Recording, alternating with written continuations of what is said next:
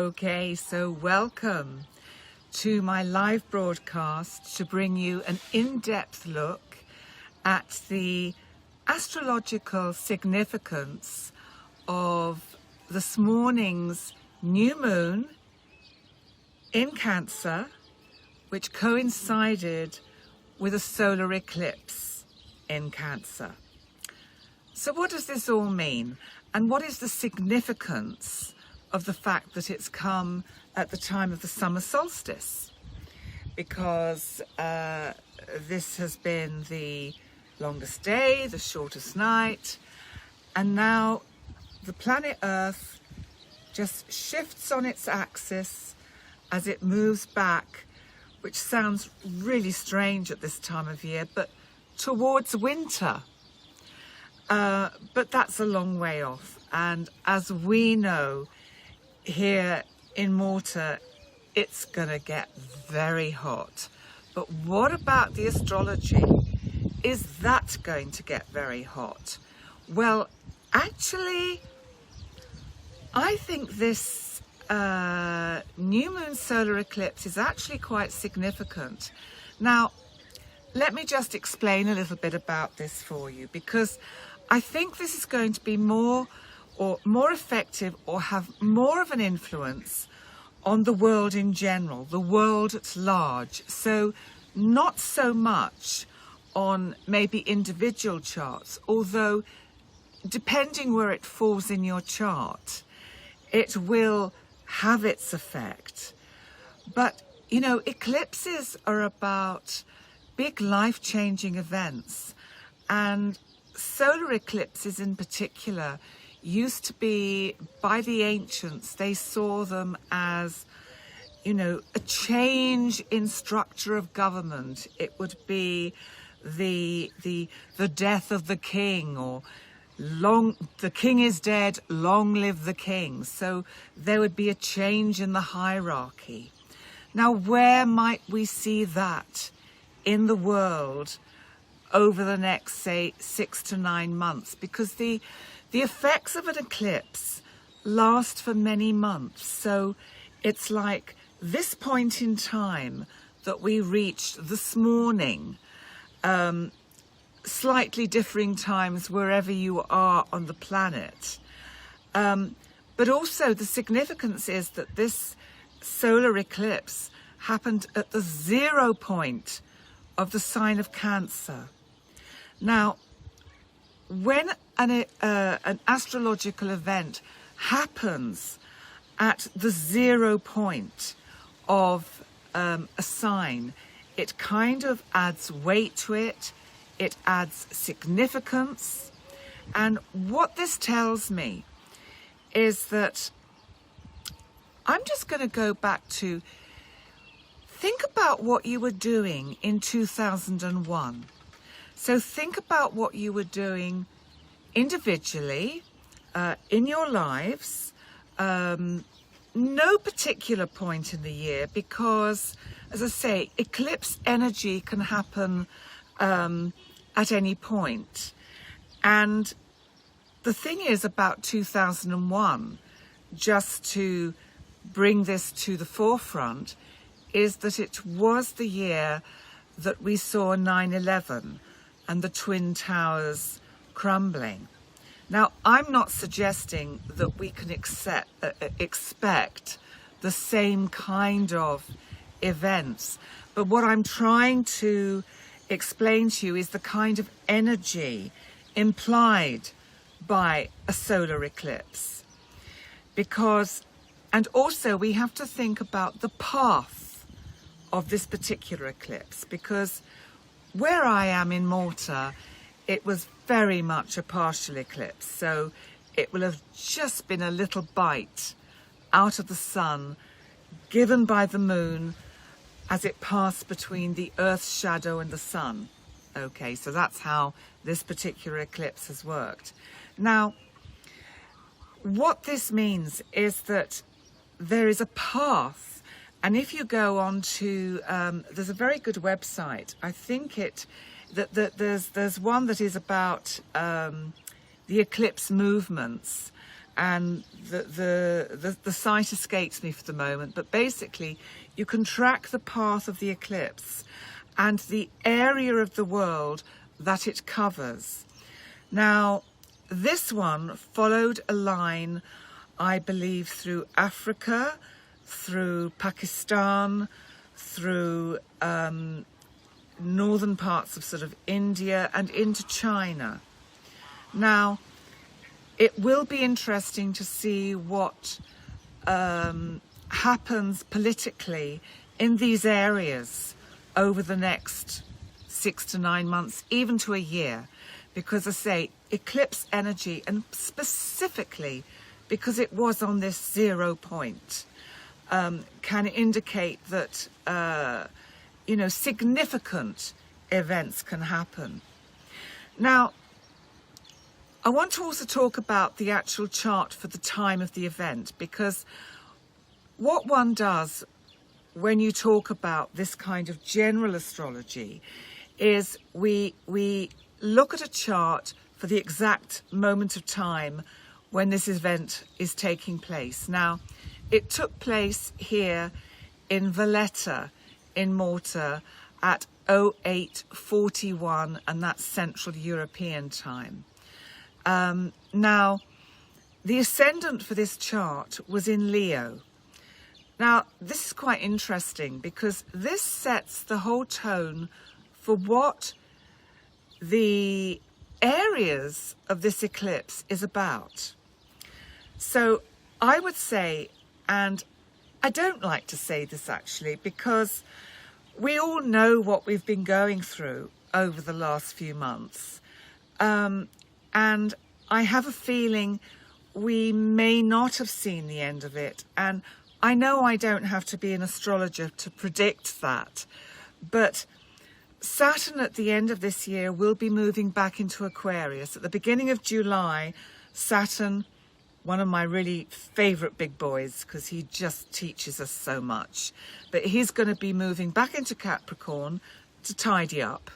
And then he's going to be moving into Aquarius. Now, the problem is with Saturn in Aquarius is that it tends to mean distance, isolation, and all I can say is, if we do have to dip in and out of this kind of isolation kind of behavior, way of living, then use it creatively, use it proactively. Now, I say this because it's so super exciting, because there's something called the part of fortune on the ascendant of this chart.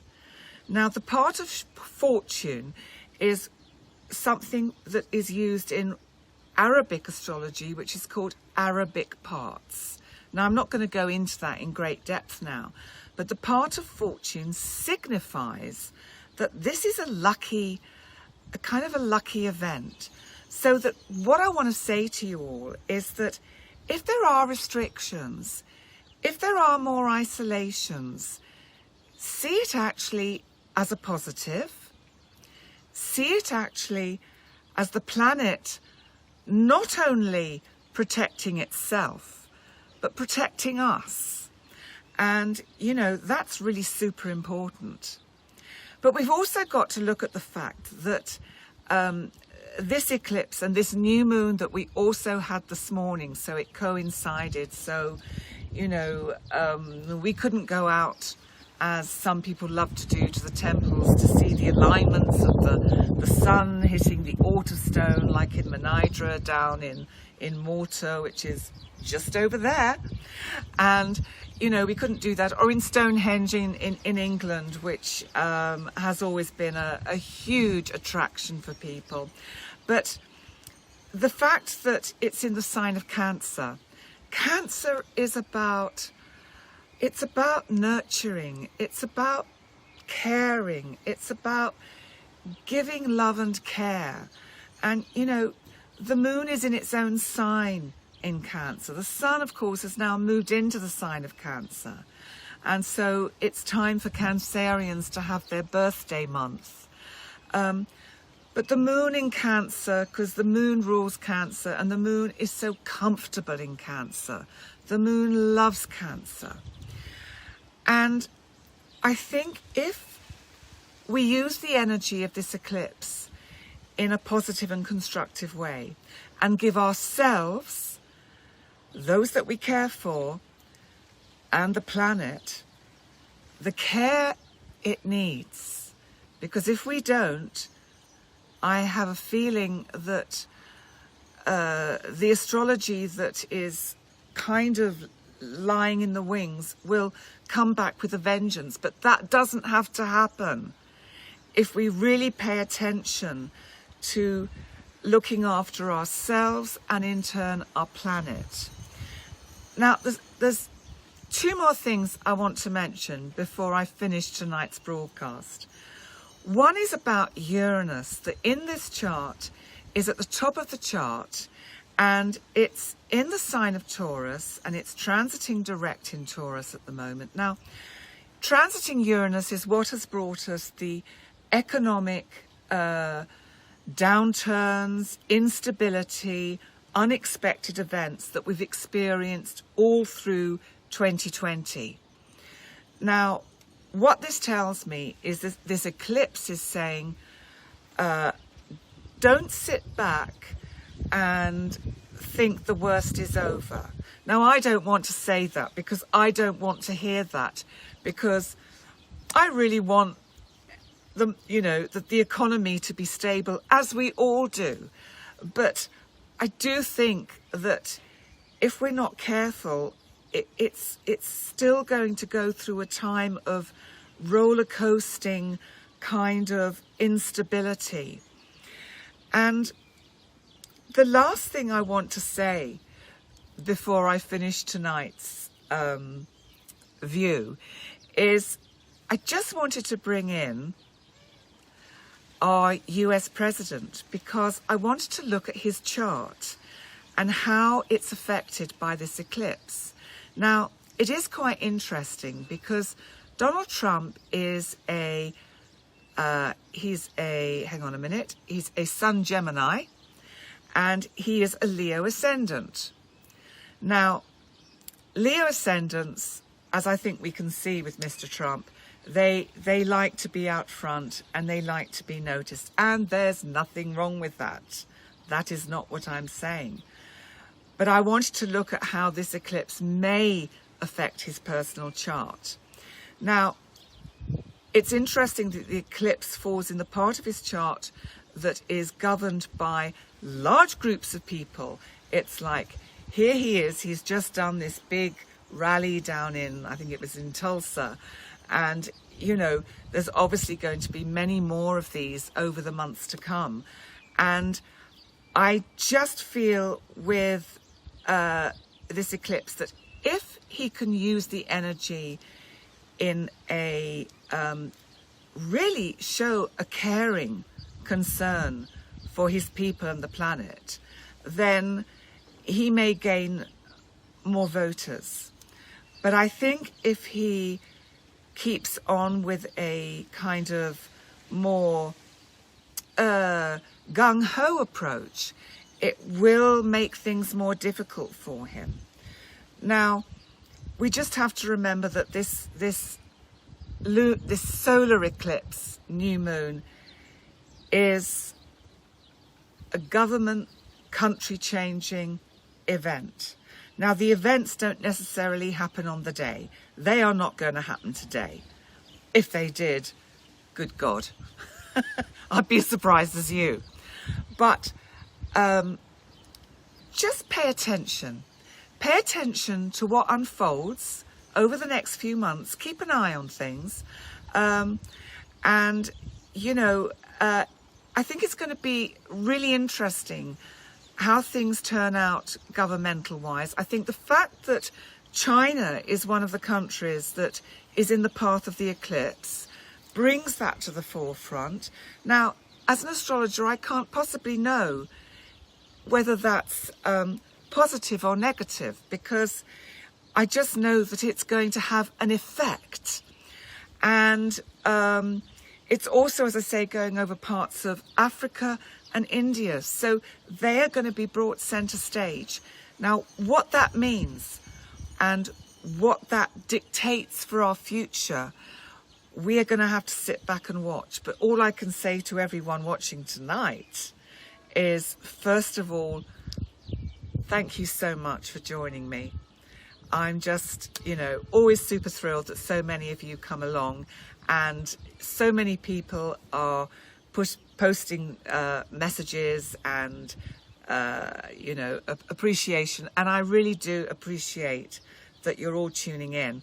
And I know some of you will watch this later on as catch up, and it'll be available on the Gozo in the House group page. It'll also be available on my Planetary Penny page, and it will also be available as of tomorrow, courtesy of my wonderful technical guy, on YouTube on my Planetary Penny channel. And I'd be super pleased if you haven't already subscribed to my channel, if you did that, because it will help you keep up to date with everything that's going on. And in the meantime, what can I say as a last kind of little gift to do with this eclipse? Okay. I think all the travel corridors are going to open up. I do think that's going to happen because Mars has moved into Aries in the 9th house of travel that is in this eclipse chart. Now, the fact that Mars has moved in there and is going to be there for 6 months, I think there's going to be a lot of energy and a lot of toing and froing, and I think the whole world is going to open up. And let's just hope that it's the right thing and that we're not jumping the gun. And I say that as me, Penny, as much as an astrologer. But, you know, the astrology for me does tell me that we really do need to still take lots of care. So I want to say to everyone out there, thank you so much for coming and watching. And please take care. Keep washing your hands. And thank you to Gozo in the House for hosting this event. And I will be back on July the 5th when we have the 3rd in this season of 3 eclipses. And July the 5th, I think, is another Sunday, but I'll have to check. And I will be back to give you the lowdown on that full moon lunar eclipse in Capricorn. Bye for now.